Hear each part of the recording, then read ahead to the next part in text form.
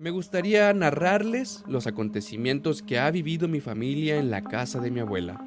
No olvides suscribirte al canal y compartir la historia con tus amigos. Así que no te vayas y bienvenido a la historia de La Señora de Blanco.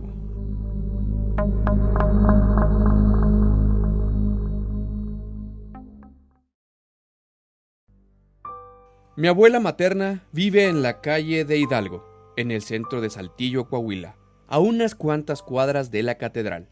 Eso quiere decir que esa calle es tan antigua como la fundación de la misma ciudad. Muchas casas de esa calle son de esas casonas antiguas muy grandes, viejas y de adobe. Incluso muchas se están desmoronando por falta de mantenimiento. Somos una familia numerosa. Mis abuelos tuvieron 10 hijos, de los cuales se lograron 8. Esos 8 hermanos tuvieron hijos, y yo soy uno de esos hijos. Incluso ya hay hasta algunos bisnietos.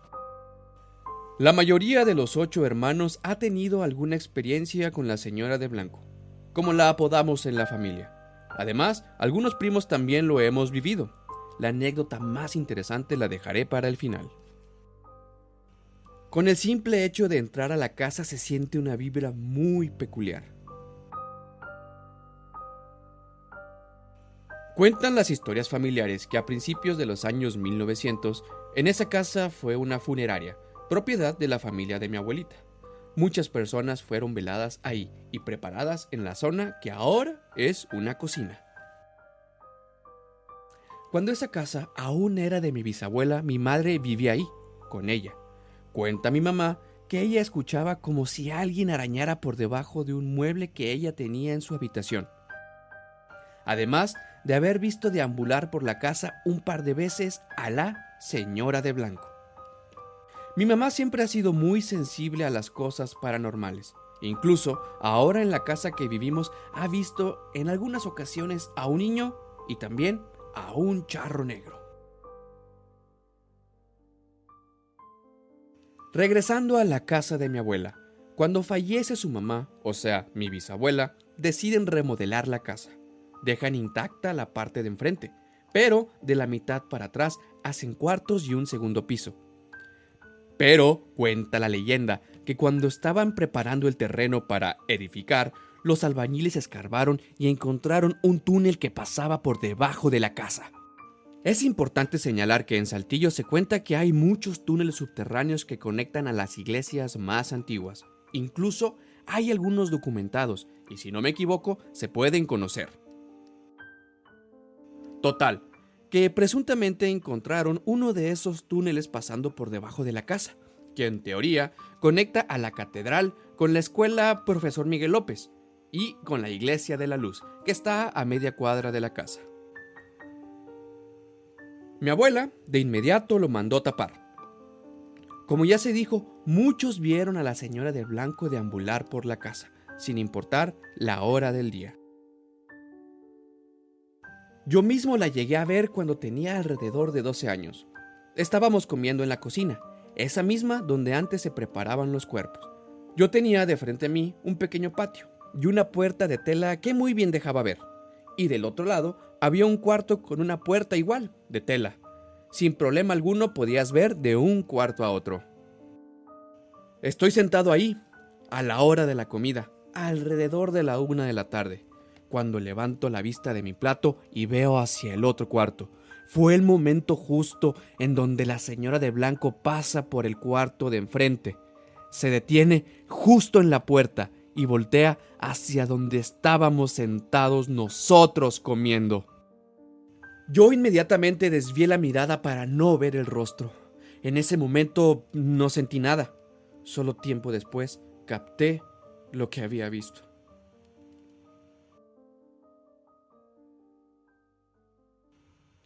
Pero la verdadera historia de terror de la Señora de Blanco fue hace muchos, muchos años, antes de que la casa fuera remodelada, mucho antes de que inclusive yo naciera.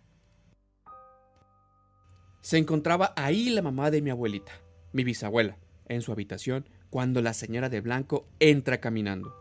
Mi bisabuela le empieza a decir groserías para que se fuera. «¡Oye tú, hija de tu tal por cual! ¡Lárgate de aquí! ¿Qué quieres? ¡Vete mucho a la mierda! La señora de blanco se da la vuelta y se va.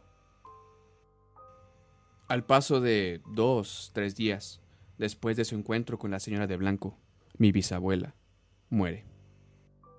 Entre la familia se dice que la señora de blanco se la llevó por haberla insultado. Mi abuela, que aún vive en esa casa, una señora de 89 años, dice que en las noches, en ocasiones, le tocan la puerta del cuarto. Y lo último que ocurrió en esa casa fue que una tía y un tío vieron una sombra negra pasar por el cuarto contiguo, lo cual es sumamente extraño, ya que nunca antes se había reportado el avistamiento de una sombra negra.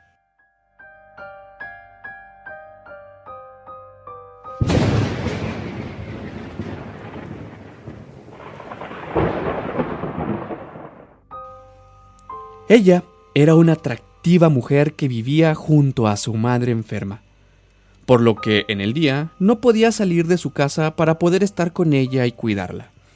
Sin embargo, cuando caía la noche, ella arropaba a su madre y esperaba a que conciliara el sueño, para así ponerse un coqueto vestido y unos finos tacones, vestimenta nocturna que utilizaba para poder seducir a su amante, al cual, posteriormente de que su madre se dormía, visitaba.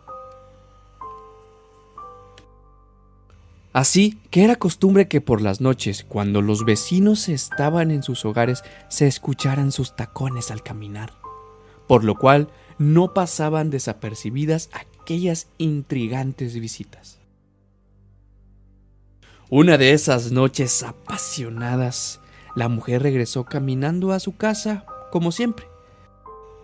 Pero lo que había en la casa era diferente. Pues cuando fue a ver cómo estaba su madre, la ancianita, ya había fallecido. Y en su rostro se podía aún ver la desesperación con la cual suplicaba por ayuda en sus últimos momentos. La mujer se quería morir, pues se arrepentía de haber dejado a su madre enferma. Se cuestionaba una y otra vez si la hubiera podido salvar si se quedaba en casa. Pero esta es una pregunta de la cual jamás tendría respuesta. Así que, con un profundo arrepentimiento, se dejó morir de tristeza. Aunque otro de los rumores dice que se quitó la vida lanzándose a un automóvil en movimiento. Independientemente de la manera en que murió, lo más espeluznante es lo que pasó tiempo después. Pues la taconera regresó de la muerte. Los tacones que pisoteaban el piso volvieron a escucharse en el vecindario. Y aunque muchos de los vecinos no se atrevían a mirar por la ventana, los valientes que lo hacían se percataban que no había nadie en la calle. Hay muchos testigos que platican tener experiencias paranormales en la zona que la taconera acostumbraba recorrer en vida para visitar a su hombre, especialmente en las calles de Juárez y Bravo. Una de las manifestaciones es la silueta de una mujer entaconada que desaparece en la oscuridad y el ya mencionado ruido de los tacones al caminar. Que curiosamente para los transeúntes solo se pueden escuchar si vas caminando en la misma dirección que la taconera, y los que vienen en sentido contrario no pueden escuchar este ruido espeluznante. Y aunque parezca que no puede existir algo más aterrador, algunos saltillenses creen que ella está buscando hacer daño, por lo que advierten que si escuchas los tacones detrás de ti y volteas, encontrarás a una mujer deformada y ensangrentada que lanzará un desgarrador grito.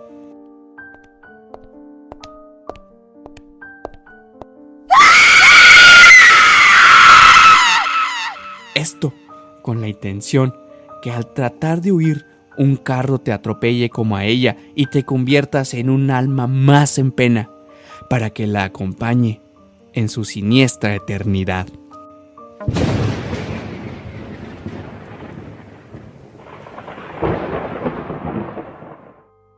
A mi mamá le gustaban mucho las casas antiguas. Decía que cada una de ellas tenía su encanto. Así que cada cierto tiempo nos mudábamos. En menos de un año ya había cambiado de escuela al menos 3 veces. Era una niña que recordaba todo a la perfección. Recién nos estábamos mudando a una casa bastante bonita. A pesar de su antigüedad, era muy grande y espaciosa, con un amplio jardín delantero y ventanales, que permitía que el sol ingresara a nuestro hogar. A mi hermanita menor le fascinaba la casa y eso era buen indicio. Siempre me costaba conciliar el sueño los primeros días de la mudanza. No era fácil acostumbrarse a otra habitación, pero trataba de hacerlo. Mi madre estaba encantada con la casa y según ella, esta pudiera ser la definitiva. La diferencia entre mis antiguas casas y esa era que aquí se escuchaban muchos ruidos extraños y se veían sombras de vez en cuando, algo inquietante. Pero lo relacionaba con la antigüedad de la construcción. Y si mi hermana se asustaba, iba hasta mi habitación y dormíamos juntas. Al cabo de unas semanas pude acostumbrarme a los ruidos de la casa y me dirigí a mi escuela con normalidad. Había hecho muchos amigos, pero ninguno se atrevía a entrar a mi hogar. Les daba miedo. Al principio los entendía y después me empezó a molestar. ¡Ey! ¡Deberían ir a mi casa! Mi mamá les dará una merienda deliciosa. ¡No! Gritaron 3 de mis amigos. ¡Ahí se aparecen personas muertas! ¿Muertas? ¡Eso es imposible!, les contesté. No hablamos más del tema, pero era algo que me inquietó bastante. Con el pasar de los días, los ruidos iban aumentando, y no era algo que solamente yo sintiera. Es que mi madre también los percibía. Incluso llegó a pensar que alguien estaba viviendo ahí a escondidas. Con la ayuda de los 2 únicos vecinos que se ofrecieron a investigar, revisamos toda la casa, hasta el sótano, pero no encontramos nada que pudiera justificar el ruido en mi habitación y en la de mi hermana. Una noche, mi mamá había llegado muy cansada de su trabajo y la brisa nocturna era demasiado fuerte. Parecía que llovería en cualquier momento y decidimos abrigarnos hasta más no poder, pues el frío calaría hasta los huesos. En determinada hora hubo un corte de electricidad y todo quedó en penumbras. Eso me dio mucho miedo, especialmente porque dormía sola y me daba demasiado terror levantarme para ir a la puerta contigua y dormir con mi mamá o buscar a mi hermana. Suspirando, me arropé totalmente y cerré los ojos, pero incluso debajo de las cobijas pude ver a alguien en mi habitación cuando un fuerte relámpago la iluminó. Me levanté pensando que era mi hermana. ¡Hey! ¡Hey! ¡Miriam! Pero nadie contestó. En ese momento la puerta se abrió y se cerró rápidamente, haciendo que me estremeciera, y un nuevo relámpago iluminó el lugar. Ella, mi hermanita, estaba sentada en mi cama, tapando con sus manos su carita. Tengo miedo, hermanita, dijo con voz ahogada. Lo sé, yo también. Vamos a dormir. Espera, ve debajo de la cama, si no podré dormir. Le dije que mejor lo dejáramos para mañana. Hazlo, por favor. Todavía tenía sus manos en la cara y resignada hice lo que me pidió. Me puse en cuclillas y fui a ver debajo de la cama. Y allí la vi, a ella, llorando, y tapando su boca. Yo estaba realmente confundida, y cuando me iba a levantar, hizo la señal de silencio y susurró: «Esa de arriba no soy yo». Al levantarme, la persona que estaba en mi cama y que pensé que era mi hermana se transformó en un niño totalmente horrible. Me sonrió macabramente y se lanzó a mi cara, arañándola y diciendo cosas en un idioma que no puedo entender. Tanto mi hermana y yo gritábamos de terror, y a los segundos escuchamos el grito de mi madre. Ella también lo había visto. Salimos corriendo de aquel espantoso lugar y pasamos aquella fatídica noche en la calle, bajo la lluvia y con mucho frío.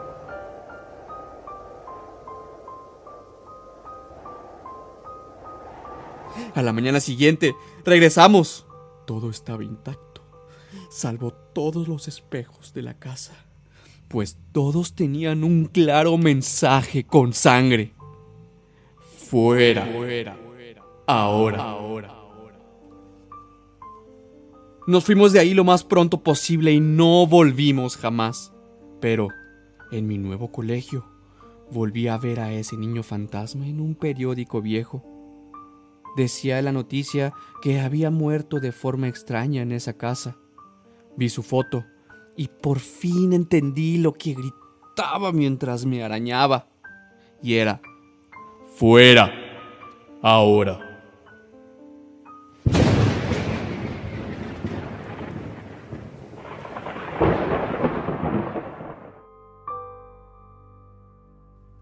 Esta historia es corta, pero sé que es real al 100%, ya que le sucedió a la familia de mi novia. Sus abuelos viven en una casa en el centro de la ciudad. Como ya les platiqué en el video de la señora de blanco, que ojalá pudieran verlo acabando estos relatos, esas casas son muy grandes y con mucha historia. Cuenta mi cuñado, de nombre Iván, que tenía un amigo imaginario cuando era niño, o más bien era una amiga. Lo extraño es que esta amiga imaginaria solamente se manifestaba cuando estaba en casa de sus abuelos. Él decía que la Chivis tenía algo extraño en el cuello, además de que le tocaba una ventana para saludarlo. Lo extraño es que esta ventana del otro lado tenía una pared de más de 3 metros, la cual era imposible que alguien subiera para tocar la ventana. Después de investigar y de platicar con Iván, descubrieron, cuando le preguntaron cómo era la Chivis, que él describía a la perfección a una mujer que se había quitado la vida en la casa que colinda en la parte de atrás. Esta mujer se había quitado la vida cuando se enteró que estaba embarazada de un hombre con el cual no debería haber tenido encuentros sexuales. ¿Recuerdan que les dije que Iván decía que la Chivis tenía algo extraño en el cuello? Bueno, ella se quitó la vida colgándose con una soga en su cuello.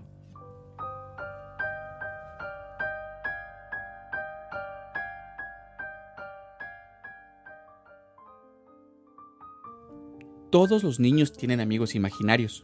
Algunos amigos son representaciones de otras personas, otros son criaturas extrañas y otros pueden representar un problema para los padres. Este es el caso de Dani. Dani era un chico retraído, con pocos amigos y que no lograba socializar de manera efectiva con otros niños. Los padres del pequeño siempre buscaban formas de hacer que el niño pudiera hacer nuevos amigos. Lo llevaban a fiestas infantiles, clases de deporte y muchas actividades con otras personas. Para la desgracia de los padres, nada funcionaba. El niño estaba destinado a estar solo, hasta que, de un momento a otro, el pequeño consiguió un nuevo amigo. Los padres estaban felices por este nuevo amigo desconocido que no habían visto antes. Con el tiempo, los padres descubrieron que el amigo de su hijo era imaginario, lo que fue una decepción para ellos. Los padres podían escuchar a su pequeño divertirse en las noches con su amigo imaginario. Lo veían en el patio tratando de jugar con alguien que no existía, entre otras muchas cosas. Para la sorpresa de los padres, todo cambió cuando Dani conoció a un nuevo amigo en la escuela. Un niño nuevo había llegado a la escuela y se había vuelto muy amigo de Dani. Esto alegró muchísimo a los padres. A pesar de estar felices por el nuevo amigo del niño, los padres podían oír a su hijo hablar con su amigo imaginario, no tanto como antes, y ahora, en vez de jugar, lo que hacían era pelear. Parecía que el amigo imaginario sentía celos del nuevo amigo de Danny. Parecía que el amigo imaginario sentía celos del nuevo amigo de Danny.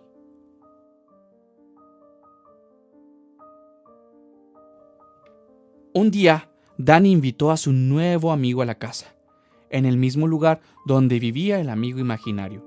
Lo que el niño ni los padres imaginaban es que ese amigo imaginario mostraría su peor cara, develando su identidad demoníaca y acabando con la vida del nuevo amigo de Danny en un segundo, para luego terminar con el resto de la familia.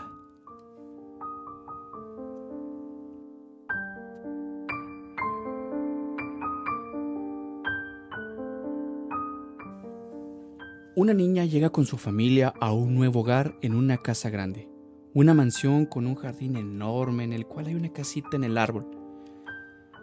La niña pronto se volverá más solitaria y solo querrá pasar el día jugando con su amiga imaginaria. Cassandra era muy tímida, tenía 6 años, muy pequeña. Ella prefería la compañía de sus muñecas que relacionarse con otros niños. Por este motivo, no le resultó muy duro cambiar de casa y dejar atrás su antigua escuela o su antiguo barrio. Sus padres están preocupados por el cambio, pero sabían que con el tiempo acabaría disfrutando de su nuevo hogar. Una vieja mansión que tenía un jardín muy grande con un columpio, un tobogán e incluso una pequeña casita de madera en el árbol, como ya les habíamos platicado.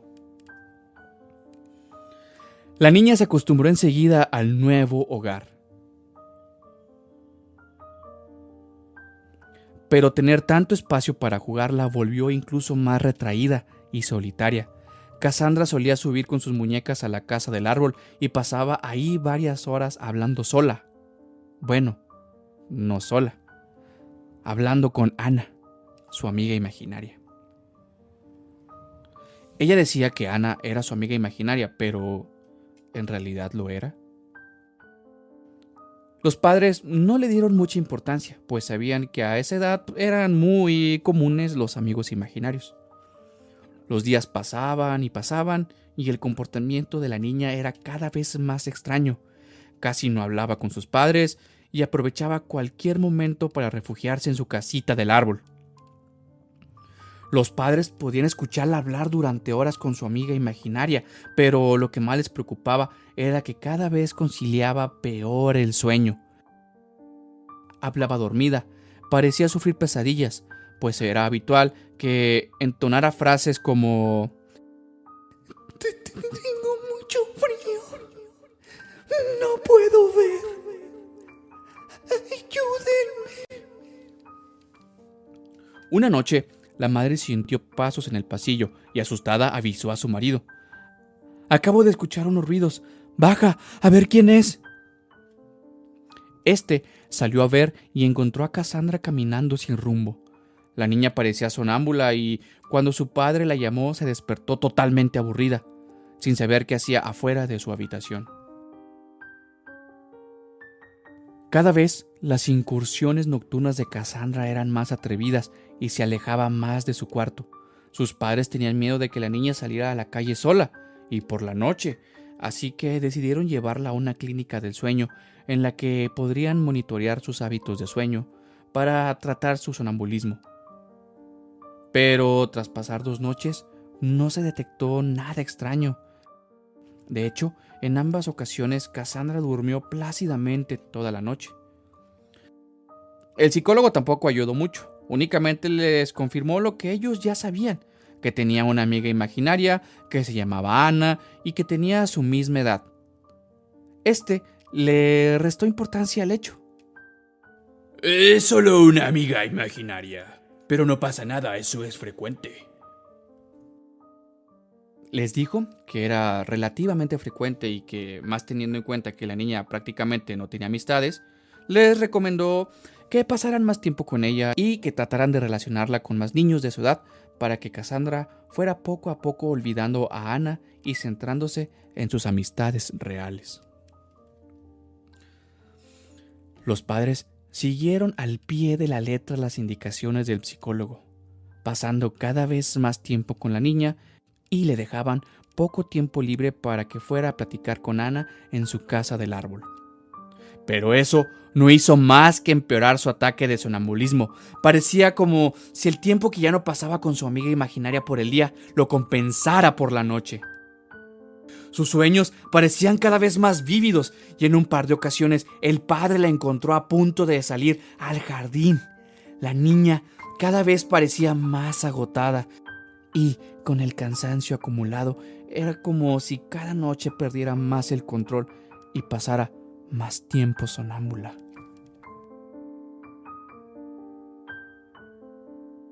Una noche, el padre sintió como alguien bajó corriendo las escaleras y él, de igual manera, salió corriendo de la habitación. Y al ver a su hija en la puerta de la casa, un frío le recorrió la espalda. Al contrario que en otras ocasiones, cuando llamó a Cassandra, la niña pareció ignorarlo. Cassandra solamente le dedicó una mirada fugaz antes de abrir la puerta y salir corriendo al jardín. Los ojos de su hija parecían otros. Era como si no lo reconociera. Asustado bajó la escalera y salió corriendo detrás de ella mientras la niña avanzaba en dirección a la casita del árbol. Cuando estaba a pocos metros del lugar, la niña se agachó mientras balbuceaba algo que su padre no podía entender.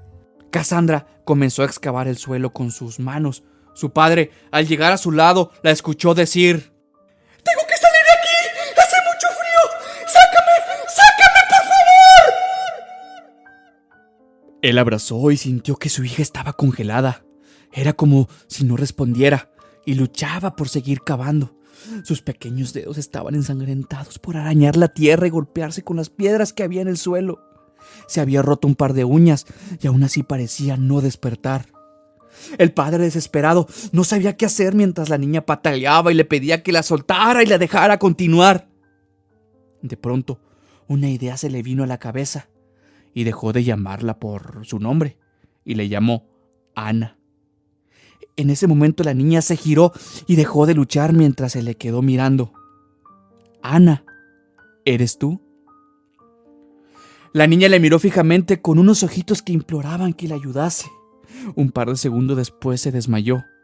Al instante, abrió nuevamente los ojos y esta vez era Cassandra, que miró asustada en todas direcciones como intentando comprender dónde estaba y por qué le dolían tanto las manitas.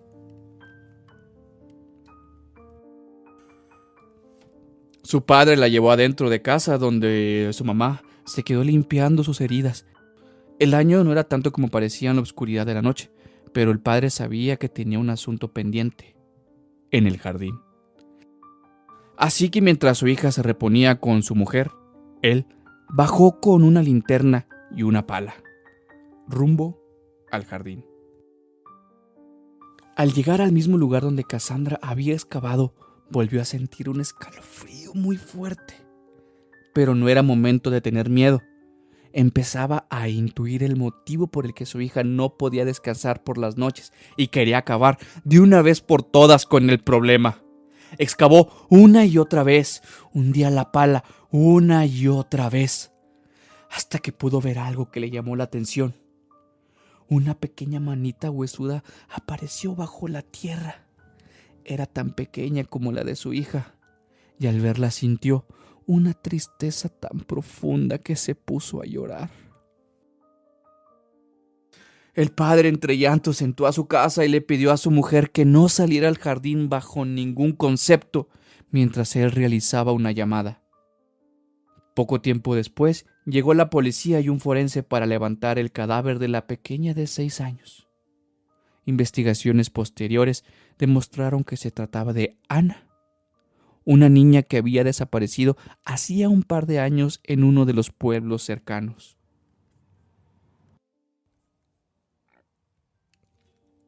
La niña, al parecer, había sido asesinada, pues su cadáver mostraba signos de violencia.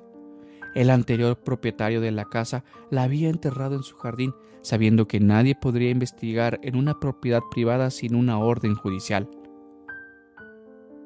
Ana nunca más volvió a comunicarse con Cassandra.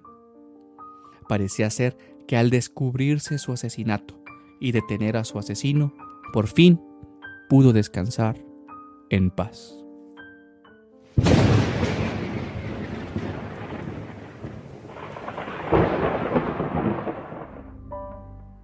La gente cuenta que en la carretera México-Cuernavaca, un lujoso y ostentoso auto de color rojo carmín pasa a toda velocidad.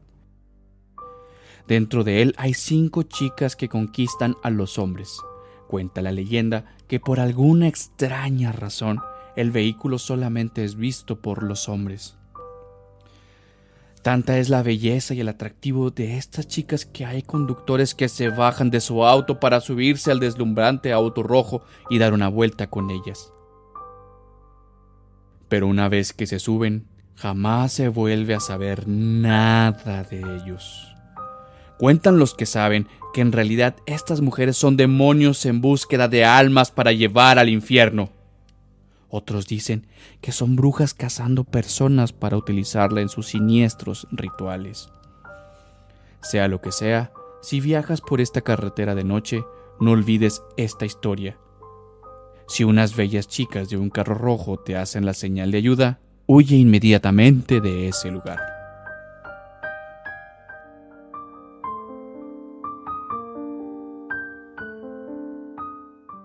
En México existen carreteras que son sumamente peligrosas, ya sea por lo complicadas para manejar o por los delincuentes. De ejemplos tenemos la 150D en el tramo Puebla-Córdoba, la Autopista del Sol, el Espinazo del Diablo y la Rumorosa, de la cual vamos a platicar un par de anécdotas. Esta carretera conecta las ciudades de Mexicali y Tecate, en el estado de Baja California. Está llena de curvas pronunciadas, pero, al mismo tiempo, te ves rodeado de un paisaje árido espectacular, lleno de formaciones rocosas de tonalidades ocre y despeñaderos impresionantes. De hecho, si miras al fondo, encontrarás un cementerio, pero de autos y camiones. Se hicieron trabajos en esta vía para hacerla menos peligrosa, pero, aún así, implica un alto riesgo transitarla. Hay muchas versiones de sus leyendas, pero una de las más famosas trata de un trailero que manejaba lo más rápido que podía, ya que pronto se convertiría en padre y necesitaba darle dinero a su esposa. Pero el destino es incierto, y en una curva difícil, el trailero salió disparado y chocó con una pared de rocas.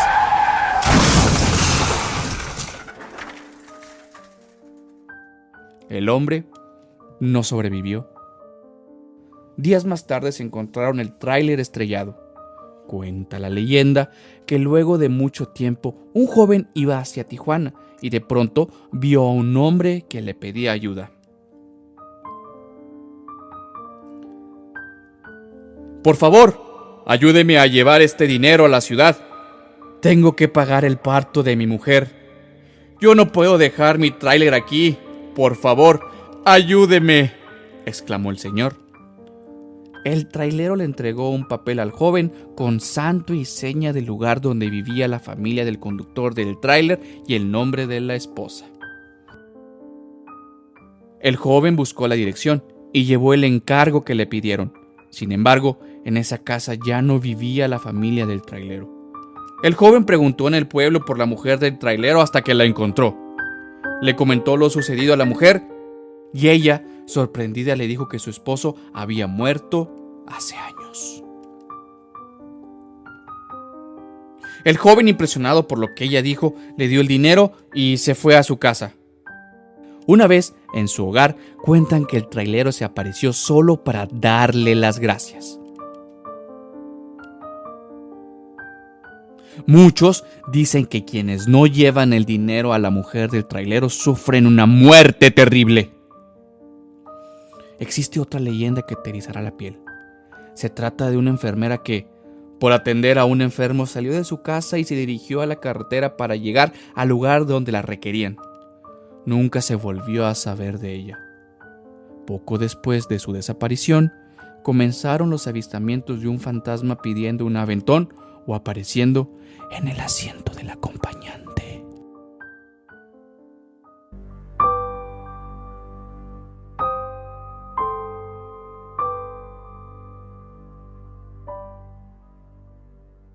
Dicen que si vas manejando a altas horas de la noche, cerca de donde se encontraba el monumento a Morelos, en el kilómetro 49 de la México-Cuernavaca, una novia bañada en sangre se te aparecerá pidiendo ayuda. Lo más escalofriante es que, aunque no te detengas a auxiliarla, su fantasma se aparece dentro del auto. Cuenta la leyenda que una mujer, minutos antes de ir hacia el altar el día de su boda, se entera de que su pareja la engañó. Sin embargo, ella decide continuar con la ceremonia y disfrutar de la fiesta. Ya entrada la noche, los novios parten hacia Cuernavaca, donde sería su noche de bodas. Pero en el trayecto, justo en el kilómetro 49, la novia furiosa comienza a reclamarle a su esposo sobre la traición. Sin saber qué responder, este para el auto y se baja para tranquilizarla. La pareja continúa discutiendo y cada vez el conflicto se hace más grande. El marido, lleno de ira, apuñala varias veces a su esposa y la deja a su suerte en la carretera, pues pensaba que había muerto. Ella, con las últimas fuerzas que le quedaba, se paró a pedir ayuda. Un trailero la acoge y se dispone a llevarla hacia el hospital más cercano, pero muere en el camino. Se dice que ese fantasma aún sigue apareciéndose en la carretera en busca de ayuda. Y si no la ayudas, puede aparecer en el asiento del copiloto.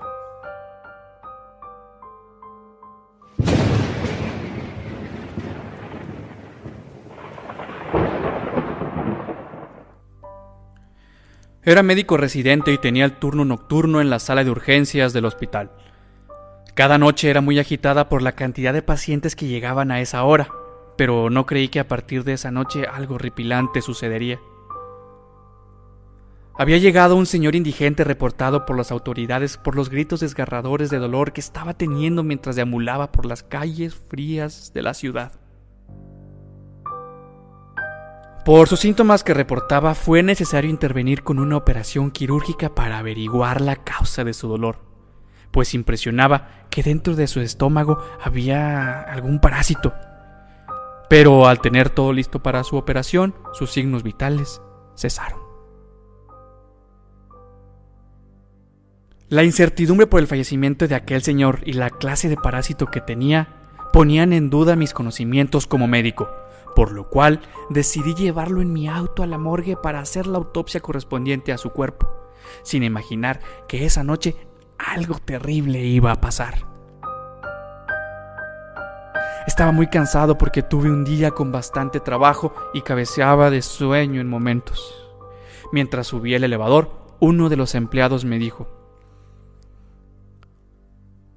«Tengo que bajar con otro cuerpo. ¿Podrías llevar este cuerpo a los refrigeradores y yo al rato lo meto donde se debe?» Le respondí que estaba de acuerdo, pero luego lo que añadió el empleado me produjo escalofríos. «Solo ten cuidado, lo dejas y te vas lo más pronto posible».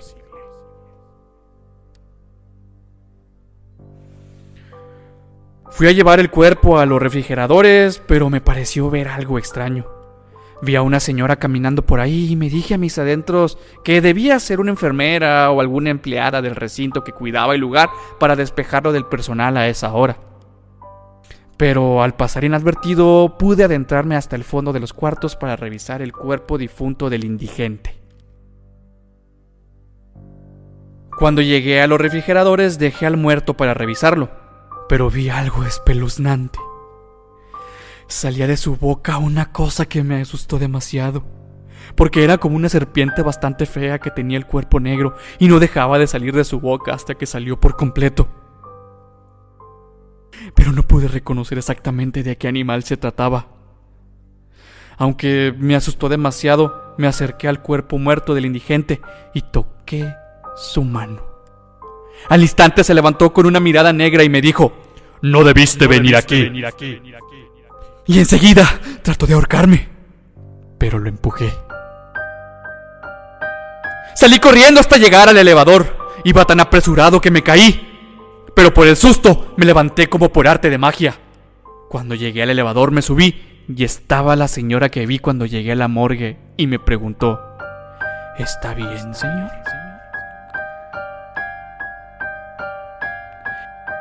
Y le respondí con intranquilidad: ¡no, señora! Tenemos que salir de aquí, ya que un muerto se acaba de levantar y trató de ahorcarme.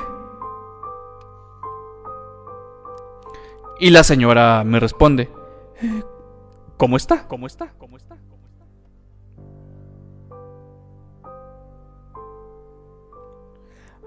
Al terminar la pregunta habíamos llegado al lobby y el elevador se había abierto, por lo que aproveché y salí corriendo hasta mi carro y vi que salieron los dos muertos a atraparme.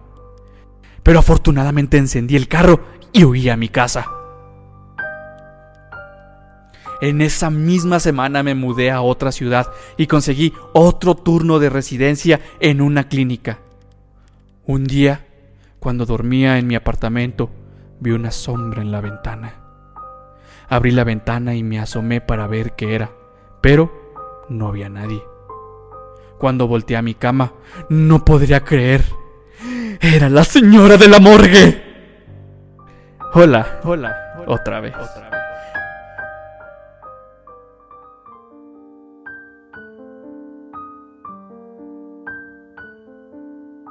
Estaba estudiando la carrera de médico forense y me tocaba hacer mis prácticas en el turno nocturno en la morgue. Cuando me recibió el director del hospital, me dijo que siempre cargara una cruz, que me iría mejor si era creyente. A mí me pareció extraño eso, pues soy escéptico, obvio, así que no le hice caso. En la primera semana que estuve ahí, me dijo mi compañero: arriba de la puerta hay un foco de color rojo. Cuando lo veas prendido es porque un cuerpo se movió o se levantó. Tienes que revisar. A mí no se me hizo extraño. Está comprobado que después de la muerte un cuerpo puede moverse, son reflejos involuntarios, incluso suelta gases, es algo normal. A lo que mi compañero me dijo: pero aguas, no te vaya a tocar ver algo más. Todo era normal cuando estaba a punto de guardar un cuerpo, pero veo que se prende el foco rojo. Y a un costado de mí estaba un cuerpo que se sentó bruscamente. Me acerqué para moverlo del lugar, pero vi movimiento. Estaba cubierto con la sábana, pero notaba cómo movía su quijada bruscamente. Me alejé del espanto y estaba tratando de sentarlo. Era demasiado tiempo lo que había durado ese impulso, así que lo quería acostar de nuevo, pero habló. Él dijo: Marta. Mi compañero entró en ese justo momento y me dijo: hay que rezarle. Y comenzó a rezar un Padre Nuestro. No sabía qué pensar en ese momento. Yo no lo podía creer, le dije: ¡está vivo! ¡Está vivo! Mi compañero me miró y me dijo: no, hermano, ese yo le hice la autopsia ayer en la tarde. No está vivo.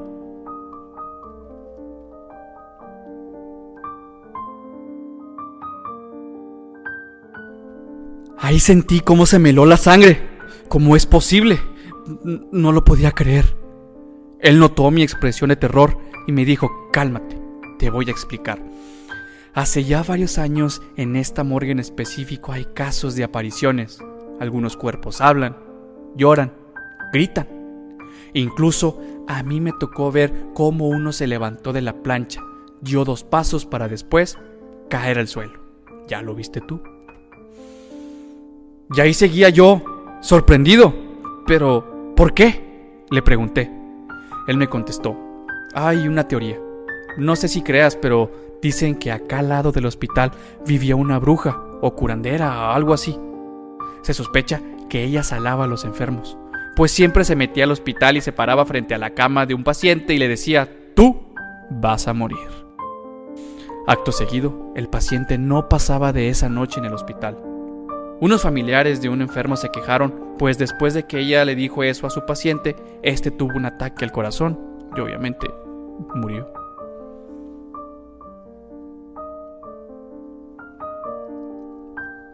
El hospital tomó cartas en el asunto y la mandó a una casa para ancianos, pero ella maldijo este hospital. Dijo que todos los que murieran aquí, aún muertos, no descansarían, y esta morgue es muy conocida por eso. Yo me fui a mi casa acabando mi servicio, no sabía qué pensar. Dejé las cosas pasar. Días después me tocó hacer un servicio.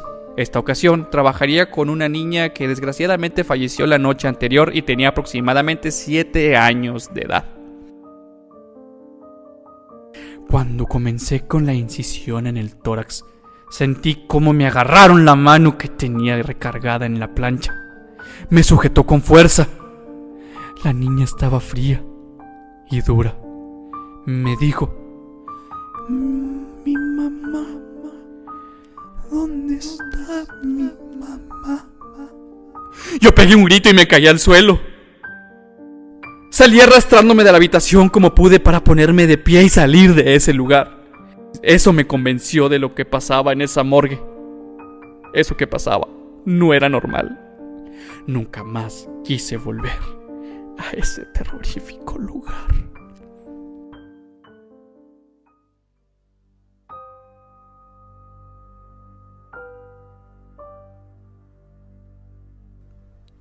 Ya me había acostumbrado a ver cosas extrañas en la morgue donde trabajaba, desde fantasmas en el pasillo, muertos que realizan algún movimiento, hasta algunos gritos. En fin, son cosas que pasan en esos lugares donde se encuentran tantos cuerpos sin vida, pero nunca había visto que un muerto se levantara a preguntar por alguien. Todo comenzó un día normal, los cuerpos entraban y salían en la morgue. Fue un día duro para mí y mi ayudante. Estábamos haciendo unos informes cuando escuchamos unos pasos en el pasillo. No le dimos importancia, ya que eran casi las 10 p.m. y a esa hora siempre nos venía a saludar el guardia del hospital, pero nos extrañamos cuando nadie entró. Pensamos que el guardia solo vino a ver y no quiso saludar, porque vio que estábamos ocupadas. Pasaron como 2 horas después de eso cuando el guardia entró para saludarnos. Buenas noches, ya casi terminan. Buenas noches, sí, ya casi. Solo nos falta hacer un último informe. Me parece bien. Por cierto, ¿dónde está esa chica practicante? Nos quedamos extrañadas. ¿Cuál chica practicante? Una chica que encontré en el pasillo. Dijo que estaba con ustedes. Pues qué raro. Nosotros no tenemos el permiso de dejar entrar a nadie, y menos a estas horas. No me vengan con esas bromas. Yo hablé con ella. ¿Ah, sí?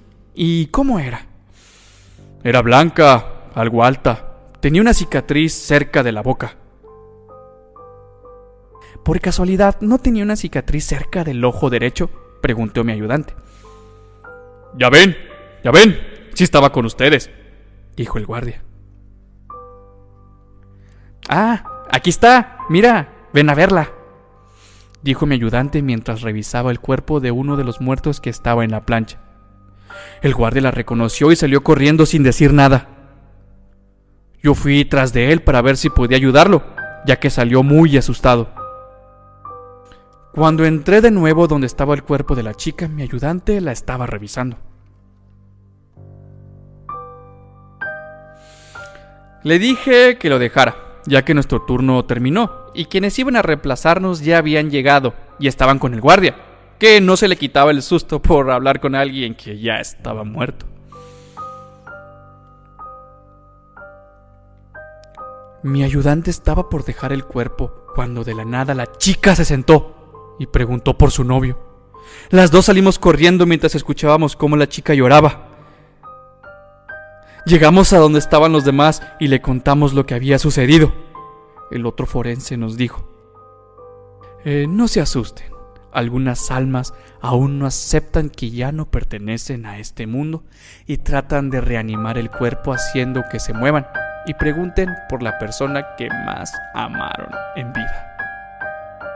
Él lo decía como si fuera algo natural. Era un veterano y seguramente ya había vivido tantas situaciones similares. Pero para mí, esa noche fue la peor de mi vida.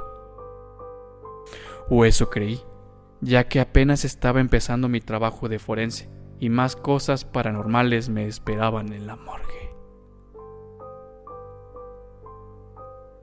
Aunque parezca imposible, estas cosas nos toca vivir a los forenses.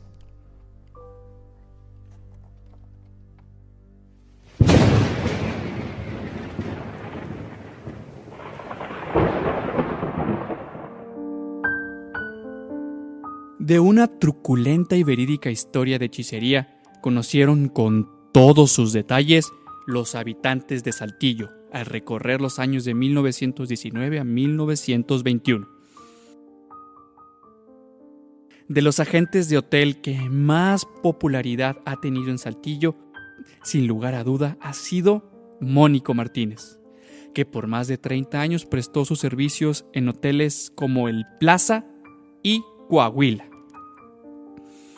De carácter franco, comunicativo y afable, dicharachero o guasón, Mónico era conocido en toda la ciudad, máxime por la circunstancia muy especial de haber sido hermano de Crescencio Martínez, el Cácaro, puntillero de toros de fama internacional, conocido de nombre y apodo en la mayor parte de los cosos taurinos de España, donde su mote era festinado en diferentes ocasiones cuando se presentaba la suerte final para despachar un toro a los mulilleros.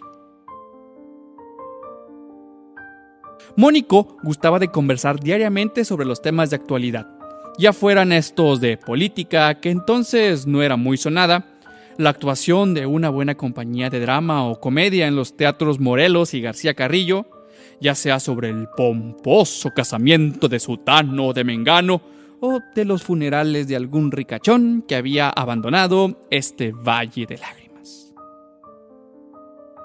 Se distinguía de los demás compañeros de su oficio por su indumentaria siempre limpia y bien planchada.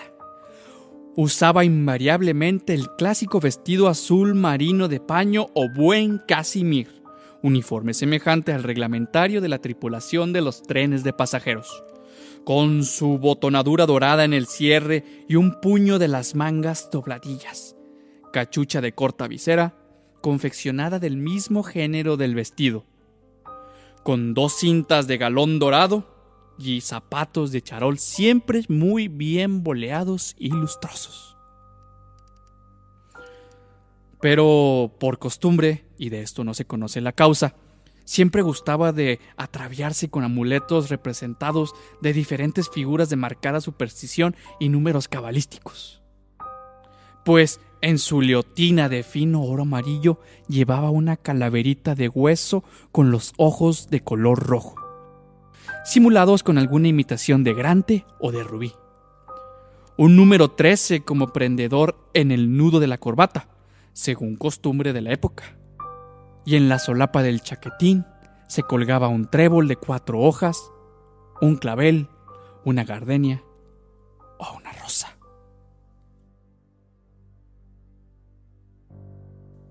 A la simple vista parecía que su vida se deslizaba tranquila y feliz, pero su aspecto, por demás interesante, demostraba que nada opacaba su existencia en este mundo.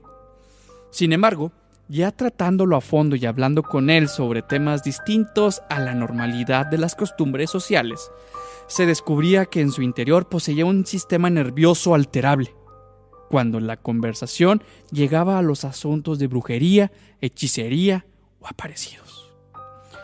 Él aseguraba saber de muchos sucedidos en la ciudad, en que los espíritus malignos intervenían, y se jactaba de ser uno de los que no temía a los aparecidos. Pero era un creyente en hechizos, brebajes y maleficios de brujería, pues él, Mónico, en distintas ocasiones, decía haber sido víctima de las brujas, a las que profesaba un horror manifiesto. Contaba que una vez una mujer se apoderó de uno de sus retratos y que lo vio después en una sospechosa casa de barrio no muy santa, colocado en un nicho de encajes entrelazados, cubierto completamente de alfileres clavados en la cabeza y en la región izquierda del pecho, donde pendía también una chuparrosa disecada. Refería además que llegó a ver volar por las tapias de su casa a las brujas montadas en una escoba y que las lechuzas nunca abandonaban por las noches los árboles del patio donde él vivía. Estos hechos los narraba con mucha naturalidad, a grado tal que quien los escuchaba se sentía poseído del maleficio del que creía ser víctima Mónico. Muchas gentes de Saltillo, creyentes o no, al saborear los diferentes aspectos de la hechicería de Mónico, compadecían su estado de nerviosismo tan palpable y llegaban hasta pensar que su actitud traspasaba los límites normales y le creían un loco por momentos. Solo él sabía lo que pasaba en su interior, pues los médicos que lo habían atendido aseguraban que mal ninguno de carácter orgánico padecía Mónico, y sus amigos que conocían su carácter lo veían como un vacilador y conceptuaban sus pláticas como mera guasa, mero cotorreo. Del año de 1919 al año 1921, el físico de Mónico había perdido mucho de su habitual modo de ser y estaban tan desmejorados su semblante y su aspecto que en varias ocasiones faltó a su trabajo, causando sorpresa este hecho, pues era muy celoso en el cumplimiento de sus deberes.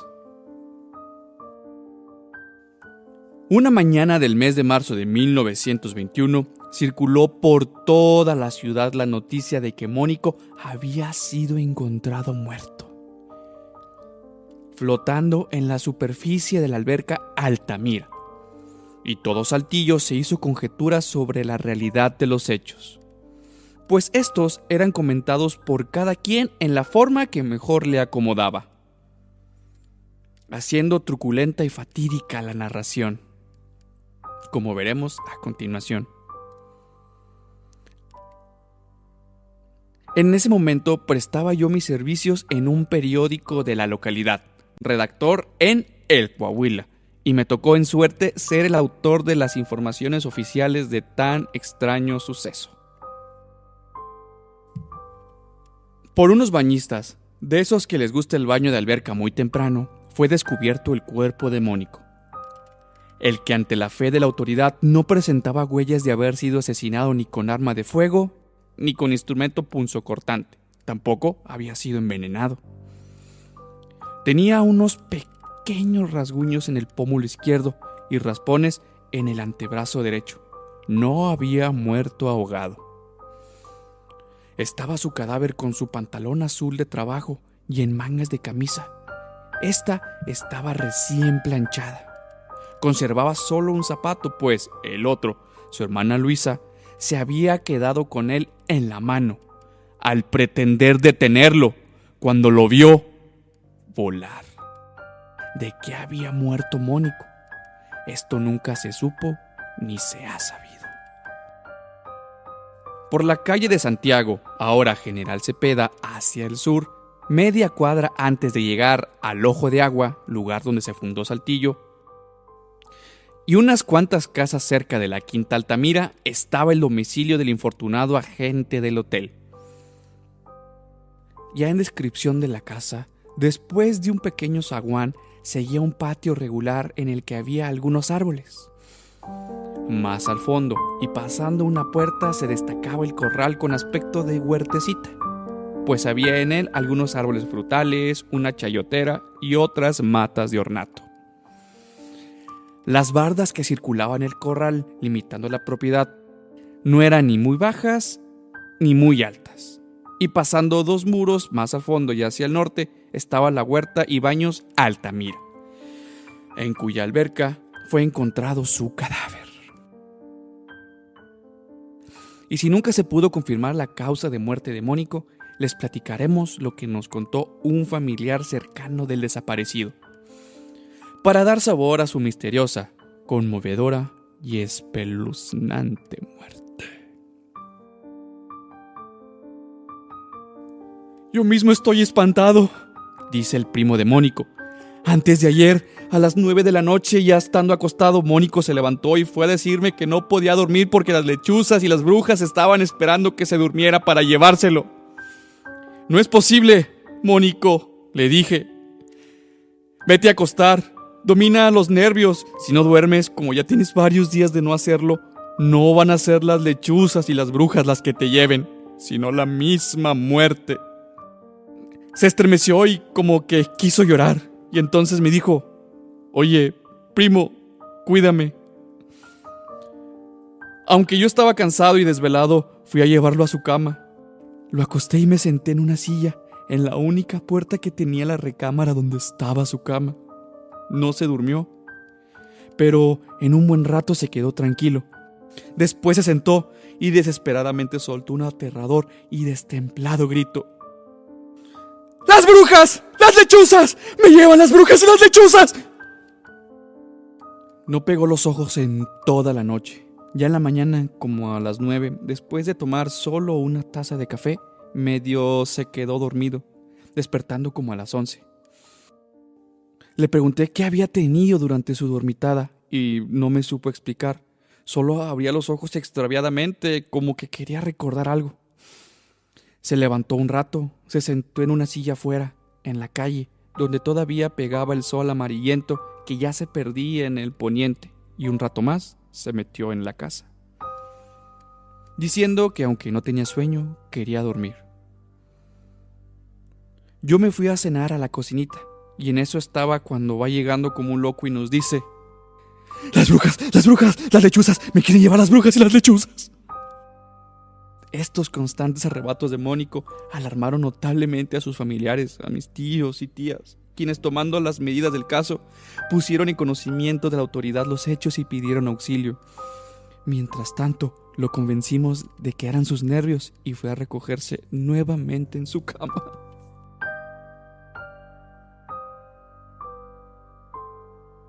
A las 9 de la noche se presentaron en la casa 2 policías con el objeto de conocer de los acontecimientos, y Mónico, aún despierto, suplicó casi en estado de desvarío a los policías y a su primo que lo cuidaran. Los gendarmes y el primo de Mónico se apostaron en la única puerta que daba salida a la recámara donde estaba la cama de Mónico, y como a las 11 de la noche se dejaron escuchar estrepitosamente los destemplados gritos de Mónico: ¡Las brujas y las lechuzas! ¡Me quieren llevar! Nuevamente logramos que se acostara, pero antes nos dijo a la policía y a mí: si no me cuidan, me van a llevar las brujas.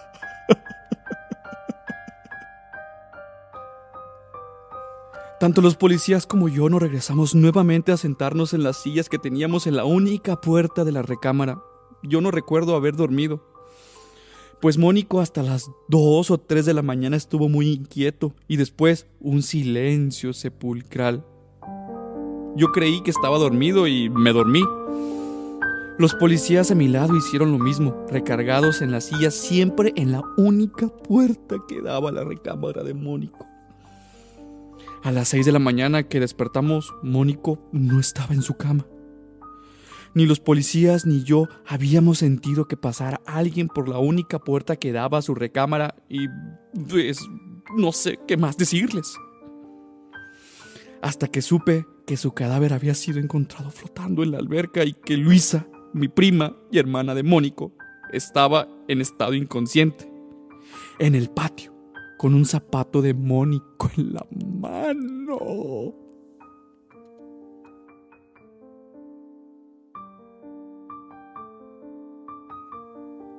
Algunas investigaciones judiciales y policíacas se hicieron a raíz de esta misteriosa muerte que conmovió por varios días a Saltillo.